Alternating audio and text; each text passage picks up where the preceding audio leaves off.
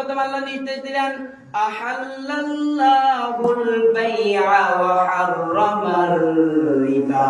সুবহানাল্লাহ। আল্লাহ জানিয়ে দিয়েছেন খবরদার তোমরা সুদকে বর্জন করো, হালাল ভাবে ব্যবসা করো, হারামের সাথে সম্পর্ক রেখো না। আর যদি হালাল ভাবে ব্যবসা করো, হালালের সাথে সম্পর্ক রাখো, অর্থনৈতিক জীবনটাকে উন্নত করে দিবে একজন তিনি কে? এরপর আল্লাহ বলেন ইয়া আইয়ুহাল্লাযীনা আমানু ইযা তাদায়ানতুম বিদাইনিন ইলা আজালিন মুসাম্মান ফাকতুবু। সুবহানাল্লাহ বলেন। আল্লাহ জানিয়ে দিচ্ছেন ঈমানদারগণ, তোমরা যদি নির্দিষ্ট সময়ের জন্য অর্থনৈতিকভাবে কোনো টাকা পয়সা লেনদেন করো, সেটা লিপিবদ্ধ করে রাখো। সুবহানাল্লাহ বলেন।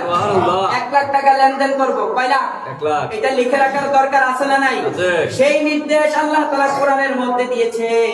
তোমরা যদি কোনো অর্থনৈতিকভাবে টাকা পয়সা লেনদেন করো, ধন সম্পদ লেনদেন করো, সেটা সাদা কাগজের মধ্যে কলম দিয়ে লিপিবদ্ধ করে রাখো। আর যদি কলম দিয়ে লিপিবদ্ধ করে রাখো, তাহলে ঝামেলা কি হবে নাকি হবে না? হবে না। হবে না। এটা কি আমার কথা নাকি কোরআনের কথা? তাহলে